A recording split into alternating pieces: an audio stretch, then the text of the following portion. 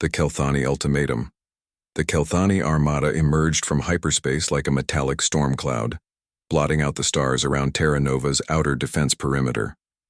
Commander Zeth Kar observed the human colony through his crystalline viewing sphere, his 6 arms moving in perfect synchronization as he manipulated the tactical displays. The humans had ignored 3 cycles of warnings. Now they would learn the price of defiance. Terra Nova was humanity's furthest colony, a testament to their stubborn expansion into territories the Kelthani Empire had marked for future harvest.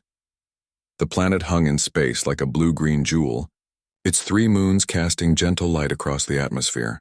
2 billion humans called it home, along with the scattered defense platforms that now seemed pathetically inadequate against the assembled might of the Kelthani Dominion fleet. The first contact protocols had been followed precisely. The Kelthani had announced their presence, stated their territorial claims dating back 12,000 cycles, and demanded immediate evacuation. The humans had responded with something they called international law and colonial rights. Such concepts were meaningless to the Kelthani, whose empire spanned half the galaxy through the simple principle of superior force. Ambassador Chen Watanabe stood in the colony's command center, watching the tactical display with growing concern. 63 Kelthani warships, each one larger than humanity's biggest battlecruiser, arranged in perfect geometric patterns. Their hulls shimmered with energy shields that could reportedly withstand direct nuclear strikes. Against them, Terra Nova had 12 defense platforms and a handful of patrol vessels. The communication channel crackled to life. Commander Zeth Kar's translated voice filled the room, each word precise and emotionless. Humans of Terra Nova, you have received our final diplomatic overture. Your refusal to evacuate this system constitutes an act of aggression against the Kelthani Empire. You have 1 solar rotation to begin evacuation procedures, or we will remove you by force. Watanabe exchanged glances with General Martinez, the colony's military commander. They had sent desperate messages to Earth, but help was weeks away. The newest fleet was still under construction, and their fastest ships couldn't arrive in time. Terra Nova stood alone. Commander Zeth Kar, Watanabe replied, his voice steady despite the sweat beading on his forehead. We appreciate your position, but Terra Nova is home to 2 billion souls. We cannot simply abandon. Your population density is irrelevant. Zeth Kar interrupted. Begin evacuation, or face the consequences. This communication is ended. The channel went dead. In the silence that followed, General Martinez turned to his staff. Signal the Perseverance. Tell Captain Vasquez she has operational freedom, and may God help us all. 20,000 kilometers from the main Kelthani formation, a single human vessel powered up its primary systems. The HSS Perseverance was relatively small by human standards, a deep space research vessel retrofitted with experimental defensive systems. Its hull bore the marks of countless micrometeorite impacts and the faded paint of its original scientific designation. Captain Elena Vasquez stood on the Perseverance's bridge, surrounded by a crew of just 22. They were scientists, engineers, and a handful of military personnel who had volunteered for what everyone knew was likely a one-way mission. The ship's original purpose had been testing quantum field manipulation for faster-than-light communication. Now that same equipment had been hastily reconfigured for a very different purpose. Captain, Lieutenant Commander James Park reported from the tactical station. Kelthani weapons are charging. They're targeting the defense platforms. Vasquez nodded slowly. The Perseverance had one advantage. It was too small and seemingly insignificant for the Kelthani to consider a threat. Their sensors had dismissed it as a research vessel, which it technically was. They hadn't detected the modifications hidden beneath its sensor-dampening hull plates. Dr. Petrov, status on the quantum resonance field? Vasquez asked. The Russian physicist looked up from his console, his weathered face grim. The field generator is operational, Captain, but I must remind you, we've never tested it at these energy levels. The theoretical models suggest that it might work. Vasquez finished. That's all we need. The main view screen showed the Kelthani fleet in all its terrifying glory. Each ship was a masterpiece of military engineering, featuring swept-back wings that served no purpose in space but created an imposing silhouette. Their hulls pulsed with internal light, and weapons pods extended like the mandibles of massive insects. Transmission from Terra Nova Command, Communications Officer Lisa Wong announced. General Martinez says the Kelthani have begun their attack countdown. 15 minutes until they open fire. Vasquez took a deep breath. The Perseverance's secret lay in humanity's different approach to physics. While most species developed technology along predictable paths, bigger ships, stronger shields, more powerful weapons, humans had a tendency to explore tangential possibilities. The quantum resonance field was one such tangent, a phenomenon discovered by accident during routine experiments with quantum entanglement. In theory, the field could create a localized distortion in space-time, not unlike a gravitational lens, but operating on quantum principles. The effect was subtle, barely detectable under normal circumstances. But Dr. Petrov had discovered that certain energy frequencies could amplify the effect exponentially, creating what he called a quantum cascade. "Helm, take us to position Alpha 7, Vasquez ordered. "Nice and easy. We're just a curious research vessel getting a better view." The Perseverance glided forward, its standard engines pushing it toward a position that seemed random but had been carefully calculated. The Kelthani paid it no attention, focused on their intimidation display. Their ships began to glow brighter, weapons building to full charge. 5 minutes, Captain, Park reported.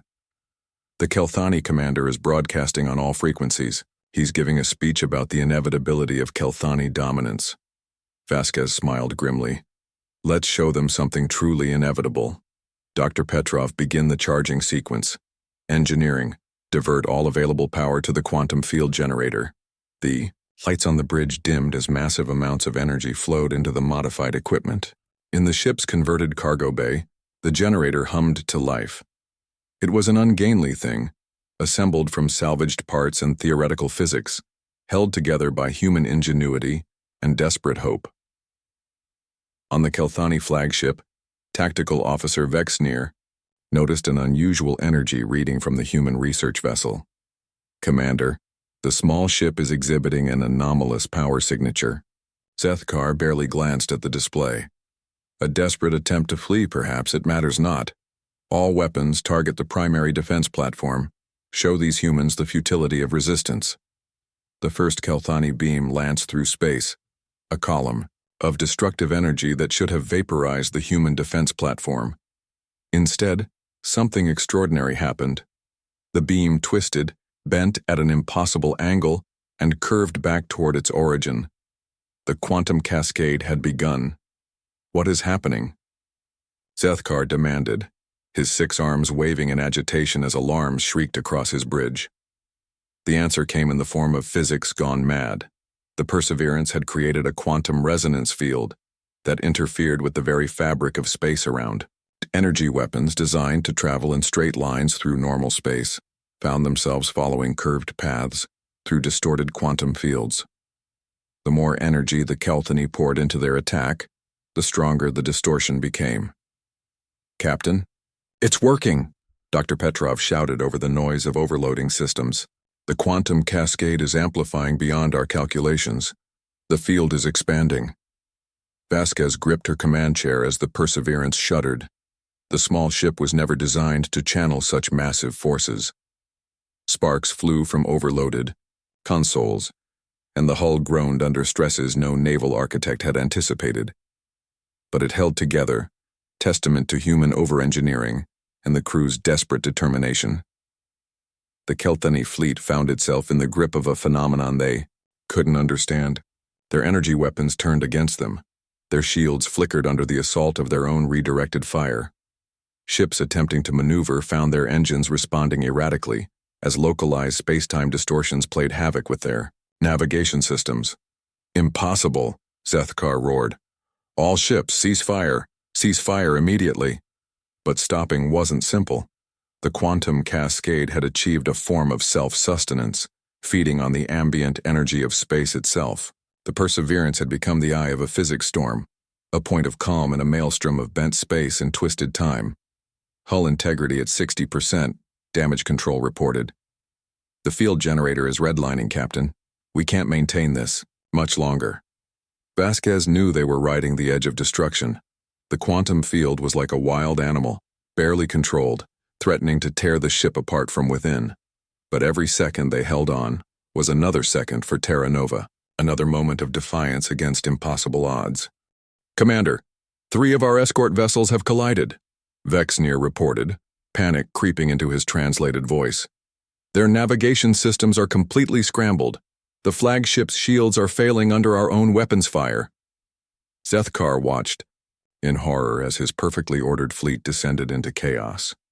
Ships spun out of control, their crews unable to compensate for the constantly shifting nature of space around them. The humans' insignificant research vessel had somehow turned the very laws of physics into a weapon. The dance of defiance. The Kelthani had conquered 1,000 worlds, faced species with technologies beyond human comprehension. They had weapons that could shatter planets, shields that could withstand supernovas. But they had never encountered anything like the quantum cascade field. Their entire military doctrine was based on overwhelming force applied with precision. The humans had found a way to turn that precision against them. On the bridge of the Perseverance, warning klaxons blared as systems pushed beyond their limits began to fail. The quantum field generator, never designed for sustained operation, at these power levels, was literally shaking itself apart. Dr. Petrov worked frantically at his console, trying to maintain some semblance of control over the cascade effect. Captain, we're losing containment, Chief Engineer Rodriguez called from the engineering station. The field generator's quantum matrix is destabilizing. If it goes critical, it'll take half the star system with it, Petrov finished grimly. We need to find a way to safely collapse the field before that happens. Vasquez studied the tactical display. The Kelthani fleet was in complete disarray. 3 destroyers had already collided, their hulls fused together by the bizarre effects of distorted spacetime. Others spun helplessly, their engines firing randomly as their control systems tried to make sense of constantly shifting spatial coordinates. The flagship itself was listing badly, its proud hull scarred by its own reflected weapons fire. Sir, we're receiving a transmission from the Kelthani commander, Wong reported, her voice barely audible over the cacophony of alarms. Put it through, Vasquez ordered. Zethkar's image appeared on the view screen, his crystalline features somehow managing to convey desperation despite their alien nature. Human vessel, you must stop this madness. Your weapon threatens us all. Vasquez stood facing the screen with grim determination. This isn't a weapon, Commander. It's a desperate measure by a species that refuses to be bullied. Order your fleet to withdraw from this system and we'll shut down the field. You don't understand. Zethkar's 6 arms gestured wildly. The energy patterns your device is creating. They're resonating with our quantum drives. If this continues, every ship in my fleet could suffer a catastrophic core breach. Vasquez glanced at Petrov, who nodded confirmation. The quantum cascade was interacting with the Kelthani's own technology in ways they hadn't anticipated. What had started as a defensive measure was becoming something far more dangerous. Then you'd better order a retreat quickly, Vasquez replied. Because we can't shut this down safely until you're beyond the field's effective range. It was a partial truth. The reality was that Vasquez wasn't sure they could shut down the field at all. The cascade had taken on a life of its own, feeding on every energy source within range. The Perseverance was riding a tiger, and dismounting would be fatal. On the Kelthani flagship, Zethkar faced an impossible choice. His fleet represented a significant portion of the Empire's military might. Losing it would be catastrophic, potentially shifting the balance of power in the galaxy. But retreat in the face of a single human ship would be an humiliation that could end his career and disgrace his lineage for generations. Commander, Vexnir pleaded, the inevitable victory's quantum core is approaching critical. They have minutes at most. Zethkar's mandibles clicked in a pattern that needed no translation, pure frustration. Signal all ships. Emergency quantum jump, random vectors, get clear of this cursed field. The order came almost too late. As Kelthani ships began their emergency jumps, several exploded in brilliant flashes of light.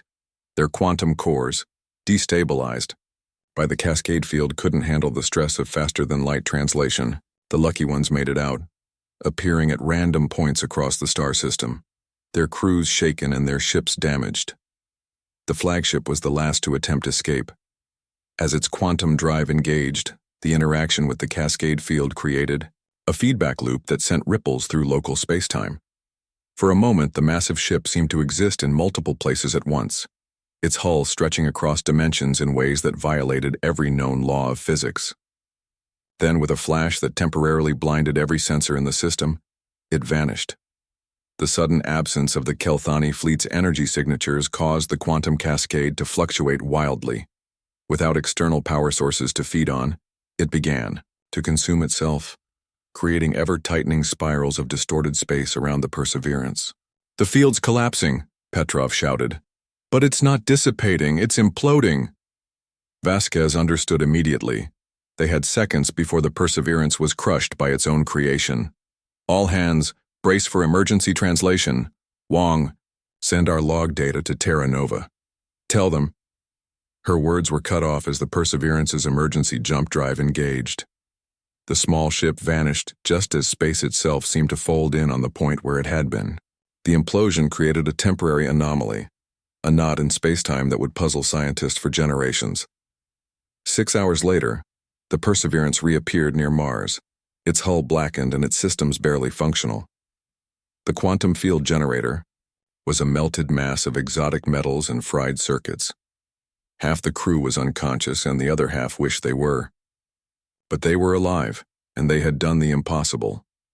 The news of the Battle of Terra Nova spread through human space like wildfire. A single converted research vessel with a crew of 22 had faced down an entire Kelthani war fleet and forced its retreat. The quantum cascade field effect was studied, refined, and eventually incorporated into humanity's defensive doctrine, though it was never quite as effective as that first desperate implementation. 3 weeks after the battle, a Kelthani diplomatic vessel appeared at the edge of human space. Instead of demands and ultimatums, it carried a different message. Commander Zethkar, his career surprisingly intact after his tactical withdrawal had saved most of his fleet, requested formal negotiations.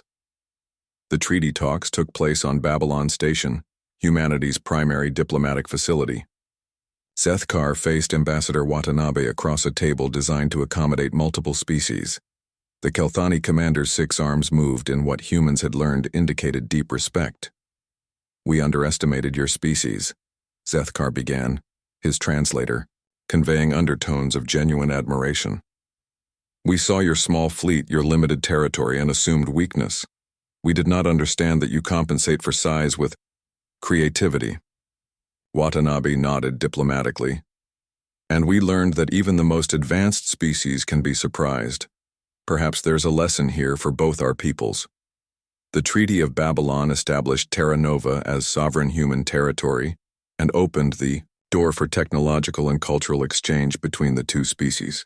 The Kelthani learned to respect human ingenuity, while humans gained access to technologies that would accelerate their expansion across the stars. Captain Elena Vasquez attended the treaty signing, uncomfortable in her dress uniform and the attention it brought. She had been offered promotion to admiral, command of humanity's newest fleet, and enough medals to sink a small ship.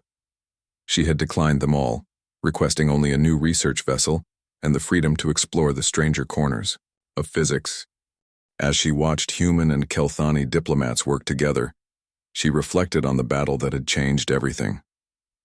They had won not through superior firepower or advanced technology, but through desperation, creativity, and the human willingness to try the impossible. It was a lesson she hoped humanity would never forget.